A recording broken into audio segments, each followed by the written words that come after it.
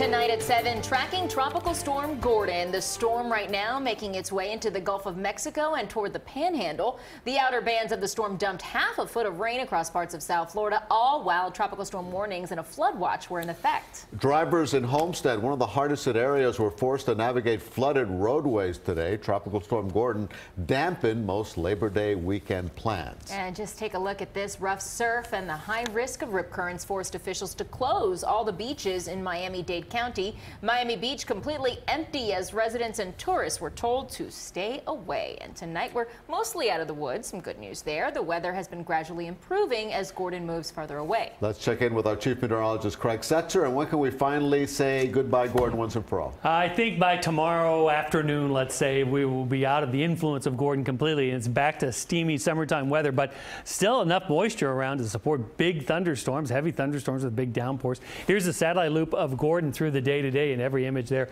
1 minute apart, so a very smooth looking image. The National Weather Service will move some of these very high resolution satellite sectors over areas of interest, and today the area of interest, of course, was Tropical Storm Gordon. There is Gordon right now, the biggest thunderstorms on the west coast. We are looking pretty good over here through the evening hours. Nothing going on right now in Broward, nothing in Miami-Dade, even to the southeast, because the steering winds are from southeast to northwest. Really nothing going on, just a few little showers over there near Andros Island. So going to be mostly quiet. A little bit later on this evening, though, I think we'll see some storms pop up and return to the area. Lower Keys, a few showers right now. Middle and Upper Keys looking good, but some bigger thunderstorms onto the south coming off of Cuba across the Straits, so some passing storms possible. Now on to Gordon, and there you can see the center right in that general area there.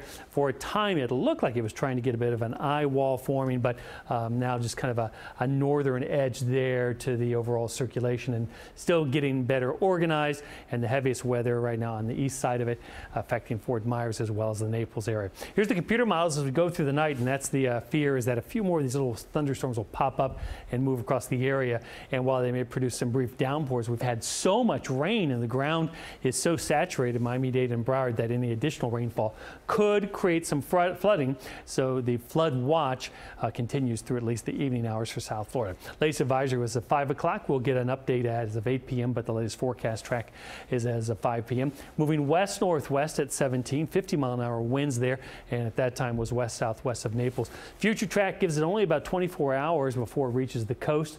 That's good because it doesn't have a lot of time to strengthen, but it has enough time to possibly become a Category 1 hurricane as it reaches the coast tomorrow afternoon or tomorrow evening. Then after that, it is a rainmaker that moves on to the north through parts of the deep south there. So folks there are watching it just in terms of the rainfall potential it could bring. In terms of wind and storm surge, highest winds and the storm surge are going to be right there along the northern Gulf Coast. Parts of Alabama and Mississippi, maybe even extreme eastern Louisiana and extreme western Florida Panhandle as the storm moves north. As far as rainfall that we saw here, almost 6 inches of rain. Homestead 5.5, and West Kendall, everybody else between 2 and 3 inches of rain. And wind gusts this morning were quite strong, but the winds right now, they have died off very nicely, anywhere from about 5 to 13 miles an hour. Going to stay a little bit breezy as we go through the evening and overnight tonight. So not too hot because we've rain cooled the air all day today. So the evening looking good if you have any barbecues planned for tonight. Later on tonight, some quick moving storms move in, spotty street flooding tomorrow. Return to summertime, steamy warmth, and some passing storms. Back to you.